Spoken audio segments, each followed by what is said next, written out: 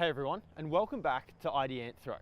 Now today I wanted to take the opportunity to show you a particular part of a wetland that's really important, and that's the outlet structure, and talk to you a little bit about how you can identify it and what best practice design in this sort of space looks like. So I'm out here at this lovely wetland, and I'll show you what I found.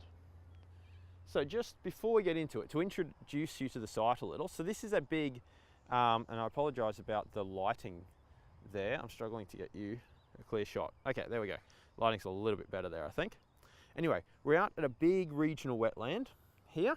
So the catchment is in the background of the shot just there. And you can see the wetland macrophyte zone in the foreground here. And then you can see an open water body at the end of an open water zone at the end of the macrophyte zone before the water leaves the system. And so what I wanted to show you today is an example of good outlet design and how you can find it. So this is the outlet here. I'm standing on top of the bund, and then that's the downstream environment down there. And so it's this outlet arrangement that we're going to be focusing on. So what we've got going on here, we'll come back to the macrophyte zone for a bit, is you can see all the plants coming down there, and at the very end you can see this open water zone. Now in that open water zone, below the water level, there will be a pipe, and the pipe will be running through the batter through here towards this pit. Now that pipe will have been extended out into that open water. Now that open water is quite deep, so that no plants are going to grow there.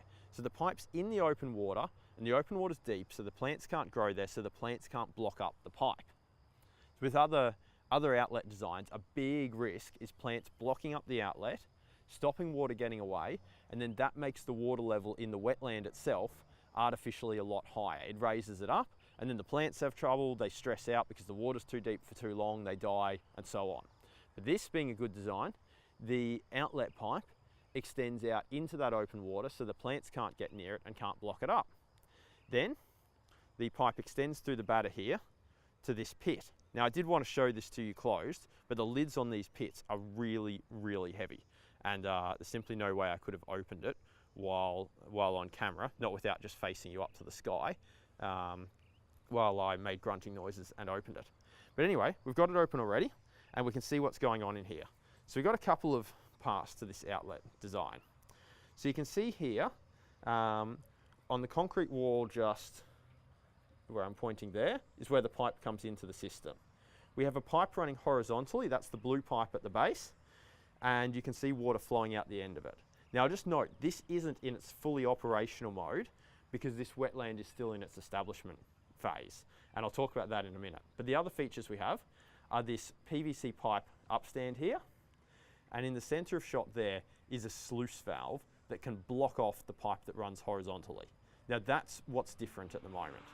So at the moment, what's happening is that sluice valve is open, so the water can simply come in the pipe over here, it can flow horizontally through the pipe, and you can see it coming out like so. That's really simple. When this system's operational, the sluice valve, which is there, will be closed, and it will block off the pipe at this point. And any water coming out the outlet will have to come up this PVC pipe here, and you can see the holes drilled in the side of it, and it will come out those holes. And the purpose for that is to allow, because you can see those holes are quite small, right? The purpose for that is to allow water to accumulate in the wetland itself for a period of time while it's raining, and then slowly draw down over the next, say, 48 hours or so by slowly flowing out these holes here. Now, if it's a really massive flow event, theoretically, I suppose it could overflow the top of that PVC pipe, although looking at the levels, I'm not convinced that it wouldn't just go over this overflow weir here first.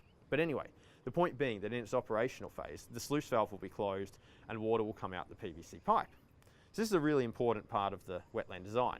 And regardless of which phase it's in, you can see another pipe at the right-hand side of the pit there, where the water leaves the pit and flows down to the downstream environment.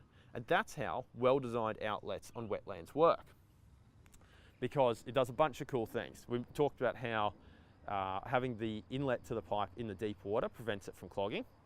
Then this arrangement here allows you relatively easy access to it because we've got the road over there. We have a hopefully. Oh yeah, we have a removable bollard in the concrete path. We have the concrete access track and nice and neatly up to this pit in the batter, which now it wasn't locked when I got here today, but it does have the facility to lock this pit, to close it up so it's nice and safe and people like me can't go and open it and fall into it or drop their cameras into it. Yeah, look, it's a really handy design. Things to note about this, you do have to be careful because we've got here, wetlands need to be watertight and we have a pipe running through the batter. Theoretically, we have an opportunity here for water to seep along the outside edge of that pipe and cause erosion. I've seen that happen in sites where there was some like dispersive soils that were prone to erosion. The wetland started to leak. So on this pipe, hopefully if it's well designed, there'll also be a flange on the outside. I've forgotten like a seepage collar. A seepage collar is the name that I want, to prevent or make it harder for water to seep along the edge of it. That would also be good practice design. I have no idea if it's been done, but hopefully it has. Okay, cool. Let's spin this camera back around. Okay, that's it for now. I hope you found that useful and interesting, a quick bit about wetland outlet design. If you want to find out more about what it is we do, if you've got questions or things you'd like to see us cover in these episodes, you can find us online at ideanthro.com. We have all our contact details there on the Connect page. You can also find us on Facebook, which is facebook.com/Ideanthro. You can send us a message through there, or you can like the page to keep up to date with what we do. And you can find all our videos online on YouTube. Cool, thanks for watching, and I'll see you next time.